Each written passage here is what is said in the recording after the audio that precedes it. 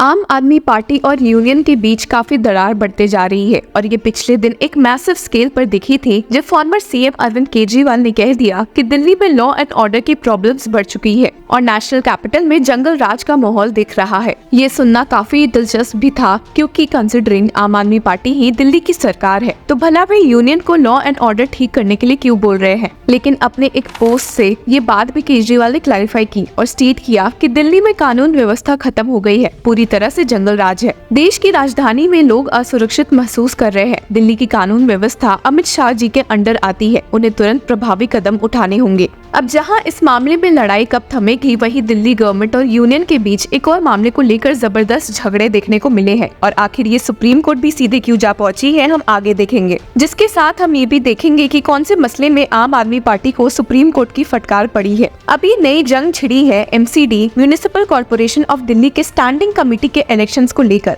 MCD के बारे में आपको पता ही होगा कि दिल्ली के डे टू डे फंक्शनिंग के लिए ये बॉडी कितनी इम्पोर्टेंट है और इसकी एक स्टैंडिंग कमेटी और इम्पोर्टेंट होती है जो एमसीडी के सारे इम्पोर्टेंट फैसले लेती है, सच एज बजट और एडमिनिस्ट्रेशन को लेकर। अब इस एमसीडी की स्टैंडिंग कमेटी को लेकर बीजेपी और आम आदमी पार्टी में तेज झगड़े हो गए जब बीते दिन इसकी लास्ट पोजीशन की इलेक्शन थी। 18 मेंबर की इस स्टैंडिंग कमेटी में 9 मेंबर्स बीजेपी के हैं और 8 आम आदमी पार्टी के। और जब लास्ट सीट भी बीजेपी के मेंबर सुंदर सिंह तनवड़ को मिली थी तो ये बात सामने आने लगी कि ये इलेक्शन ही इलीगल और अनकॉन्स्टिट्यूशनल थे। ये बात इसलिए भी सामने आई क्योंकि only mayor of the MCD can decide the date, time and venue for the corporation meet where the standing committee election takes place. और जबकि इस केस में मेयर शैली ओब्रॉय ने ऐसा कोई ऑर्डर नहीं दिया था और ये इलेक्शन एलजीवी के सक्सेना के कहने पर हुई थी। इस मामले में आम आदमी पार्टी और एमसीडी मेयर शैली ओब्रॉय दोनों ही सुप्रीम कोर्ट में यूनियन ऑफिसर्स को फटकारते हुए पहुंचे हैं और इस मामले में सुनवाई कब होगी हमें जल्द पता चलेगा। पर इसी के साथ दूसरी ओर आम आदमी पार्टी की मुश्किलें बढ़ी हुई ही है। अब चलिए दिल्ली लिकर पॉलिसी केस की बात करते हैं जिसमें दिल्ली के फॉर्मर सीएम अरविंद केजरीवाल, दिल्ली के farmer deputy CM Manish Sisodia, BRS leader की कविता विजय नायर और अन्य आरोपी शामिल है। अब भले इन सबको बेल मिली हुई है पर इसका मतलब ये नहीं है कि केस की इन्वेस्टिगेशन ही बंद हो गई है और इस मामले में इन सबको वीडियो कॉन्फ्रेंसिंग के जरिए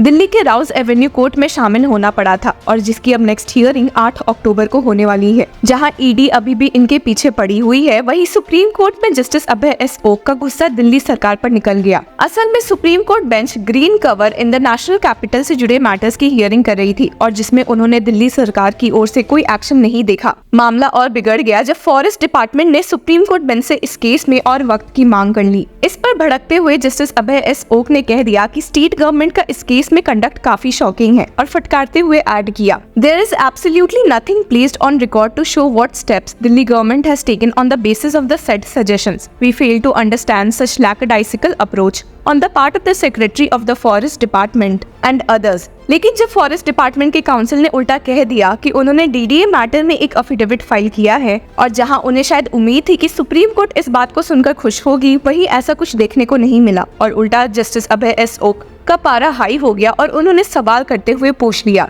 the directions on enhancing green cover were filed in the writ petition, not the contempt matter. Don't try to take advantage of the contempt petition being transferred. We are warning you what business you have to place the affidavit in the contempt.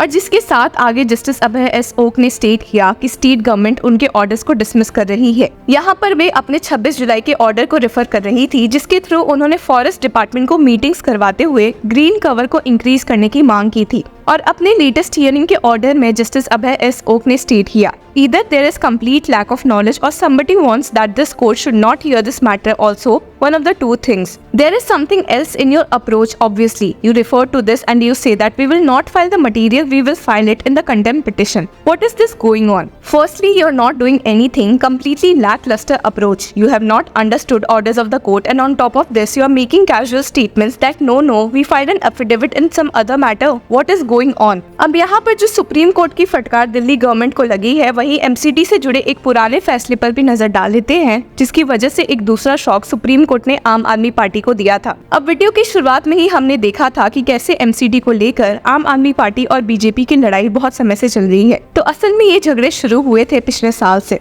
December 2022 MCD post में आम आदमी party ने BJP को हराया था जो पिछले 15 सालों से एमसीडी पर राज कर रही थी। पर ये जीत फीकी पड़ गई जब एलजी ने इस कॉर्पोरेशन में 10 मेंबर्स को नॉमिनेट कर दिया जो बीजेपी से बिलोंग करते थे और वो भी बिना दिल्ली कैबिनेट मिनिस्टर्स की सलाह पर। जहां एलजी के इस एक्ट को आम आदमी पार्टी ने इलीगल ठहराया था और इस अपॉइंटमेंट को चैलेंज करते हुए सुप्रीम कोर्ट लेकर गए थे, वहीं एलजी की ओर से मौजूद additional solicitor general Sanjay Jain ने कहा था कि लॉ के तहत एलजी के पास ये पावर्स है। हालांकि आम आदमी पार्टी को रिप्रेजेंट करते हुए सीनियर एडवोकेट अभिषेक मनु सिंघवी ने एलजी को खूब फटकारा था और कहा था कि वे ऐसे ही किसी को भी नॉमिनेट नहीं कर सकते हैं, और वो भी बिना इलेक्टेड गवर्नमेंट के इनपुट के बिना। हियरिंग काफी इंटेंस भी हो गई थी जब सुप्रीम कोर्ट बेंच ने खुद नोट किया था कि by giving this power to the LG he can effectively destabilise the democratically elected MCD. Interesting बात तो ये भी है कि सुप्रीम कोर्ट की एक 5 जज बेंच ने इस मामले के कुछ समय पहले ही ये क्लैरिफाई किया था कि the LG did not have sweeping executive powers in the national capital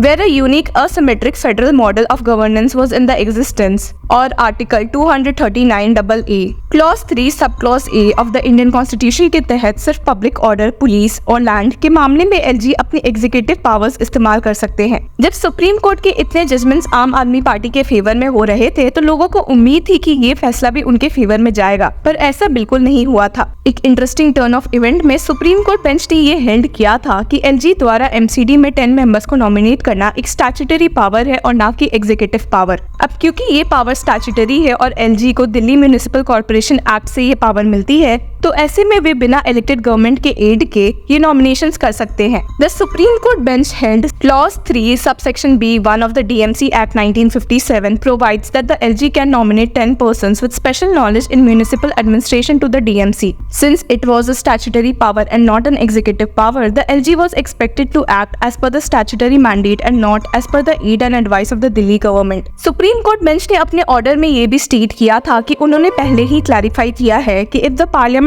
makes law in relation to a subject in list 2nd state list or list 3rd concurrent list, the executive power of the GNCTD will be limited to that extent. तो इसका मतलब ये है कि supreme court bench ने LG की ओर से मौजूद additional solicitor general Sanjay Jain के आर्गुमेंट से अग्री किया था, और जहां उन्होंने शो किया था कि the file pertaining to nominations to the MCD directly came to the office of LG as he is the administrator and the concept of aid and advice is not applicable in this case. अब देखते हैं कि आम आदमी party की सरकार की मुसीबतें कब सुधर सकती है, और इस मामले में आपकी क्या राय है हमारे साथ जरूर शेयर करें। Till then keep following law चक्रा।